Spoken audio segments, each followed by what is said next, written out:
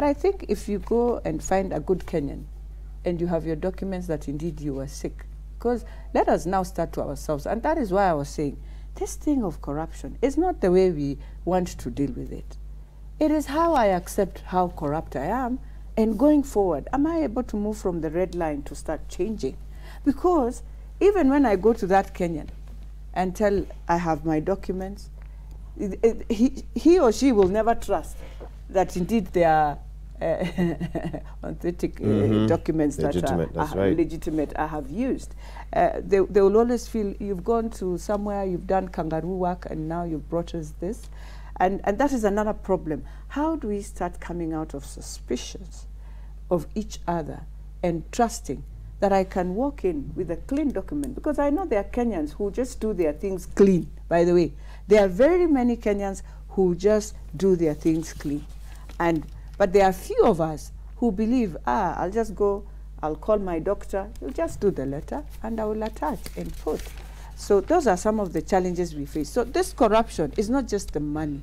I think it's also the mind. How I use my mind to think I can just manipulate this process and be able to get what I want is a very critical thing that as Kenyans we must ask. And therefore, even as the president is fighting for this battle, he needs to understand even those around him. Yeah, I wouldn't say who. But a lady came to me. I looked at this lady in my office, and she says her land in Utawala, 24 acres, was taken by very senior people in this country. They have built. So why can't they just pay me? Because I have the titles, I have everything. But you see, she's afraid. These are very many senior people. What will I do? Very powerful. So even in Kenya, the powerful who have taken some of these things, and you have genuine people asking you, why can't you just meet them privately and say, look, we took your land, I've built on this property, I cannot give you back the land, but we can agree on a price, so that she has a daughter who is supposed to be going to the US to college to become a doctor. She can't even get the money. She comes, she agrees now with the previous governor to take a road that had garbage that you have never seen. And they agree. They give her all the documents that go. If you're able to clean that garbage, she cleans. She gets a loan and does a Cabro road and do some modern kiosks where she thought now she can be using and paying the council, but also getting something. They come. Now they've come. They have destroyed all those things. They have left her. She has gone to court. The court is telling us, pay this woman her money.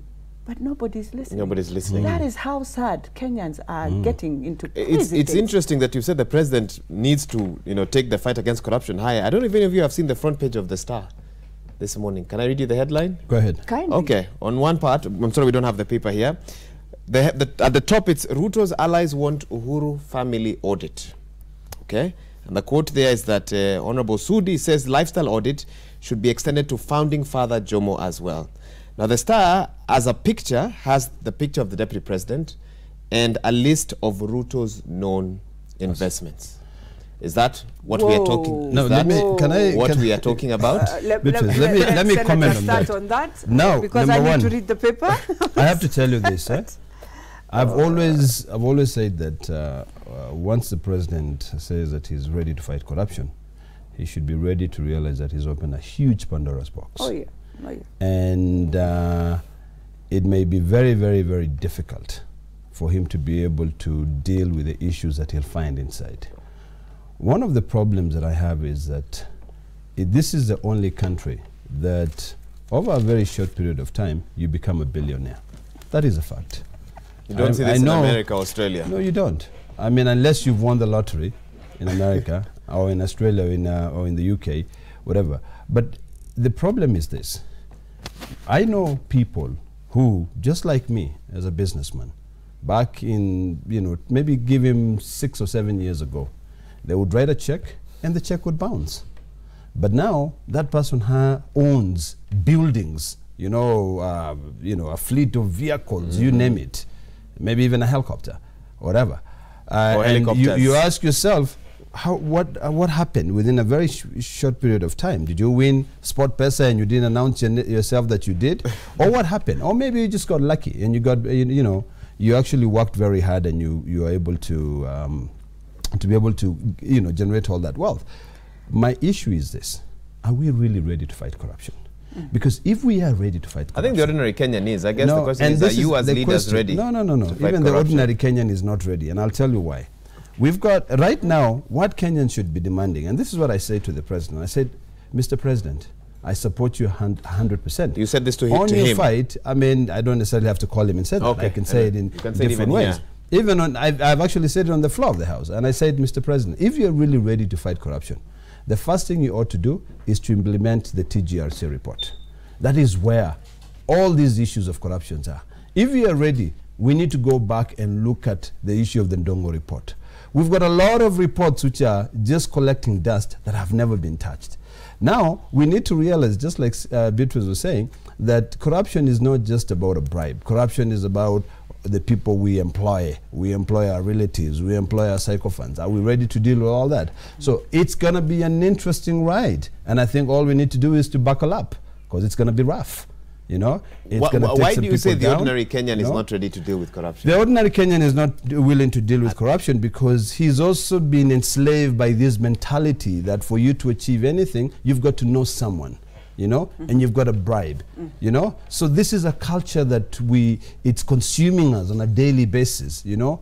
And I don't think that anyone would be ready to say, I'll pursue justice until the end, or anyone will be ready to say, you know what, for me to be able to employ, to get a job, I'm just going to put in my CV and go. No, ordinary Kenyans are the ones who are busy telling you, Mheshimiwa, niko na kesi kotini, na nimezungumza na judge, anahitaji 200,000, nitumie. We get all those are real SMSs. examples. Yes, I get SMSs like that. And I'm like, this is bullshit. I can't really push on that. No, but it's a fact. There's nothing wrong with that language. I agree. To be honest, to tell you the truth, it's just a cultural thing. I can tell you this. There's nothing wrong with that. They're not ready for your Australian English. The issue is a very simple thing.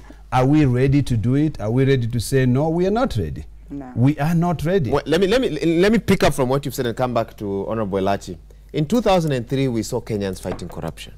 Absolutely. At Matatus, they were calling out anything they saw that they didn't like. They were making noise about it. Yeah. But then they saw their leaders slowly getting embroiled in scandals. Yeah. Anglo-leasing.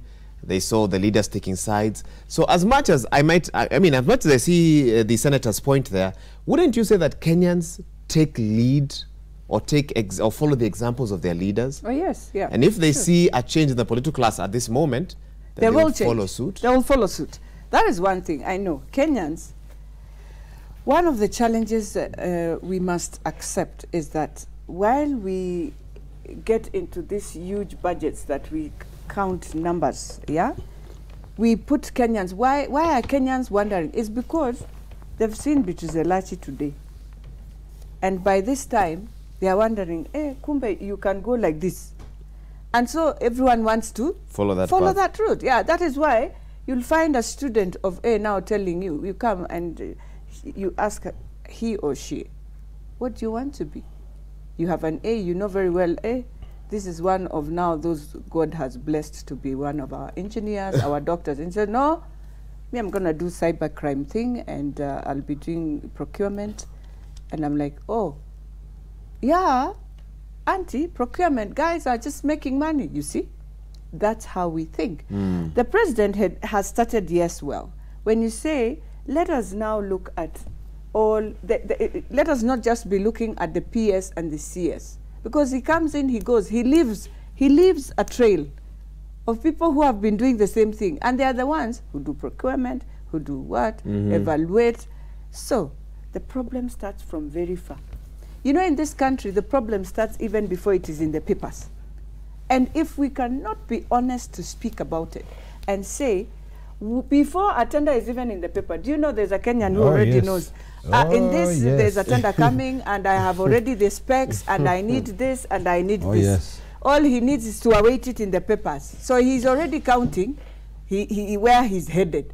We have to change this. Let us try the digital way. and ask ourselves, how do we do it? But you have to also be very careful with the same digital process.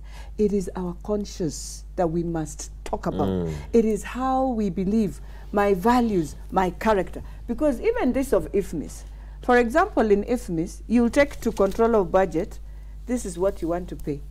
But that is not what you have queued in to pay.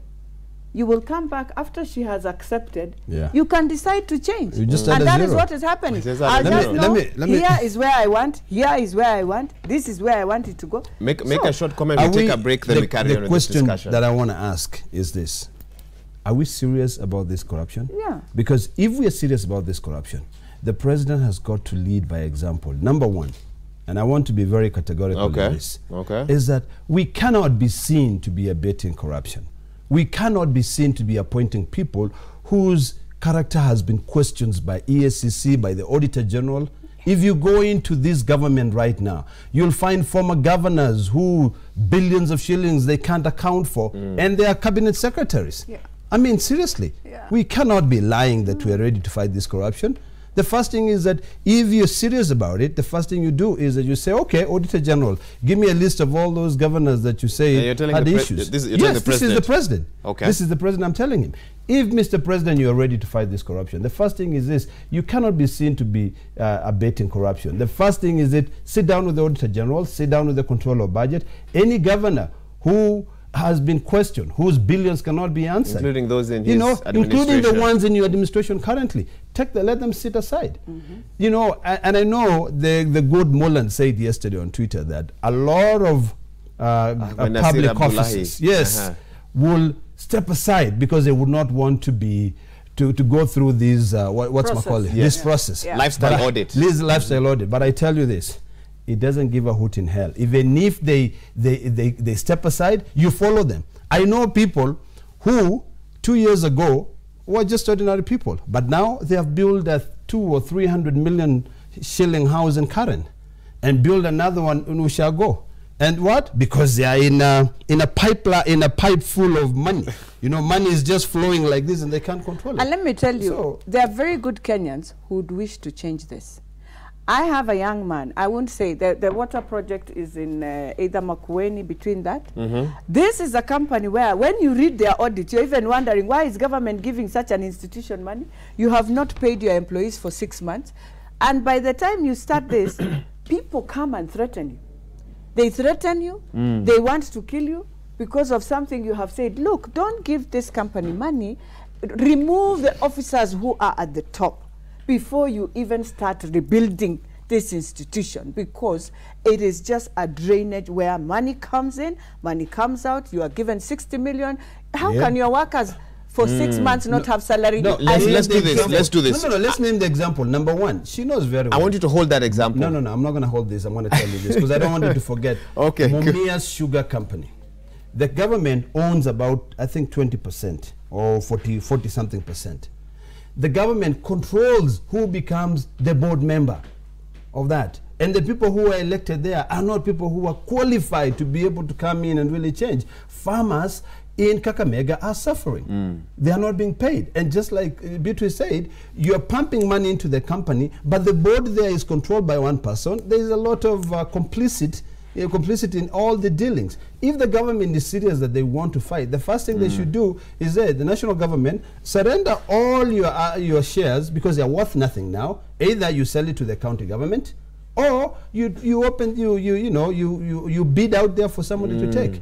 Because sometimes when we go private, then there is a fiduciary responsibility. If we're not private, you will just go bailout. This is, this will just keep us in the same cycle all the time. Now I can hold it. Now you can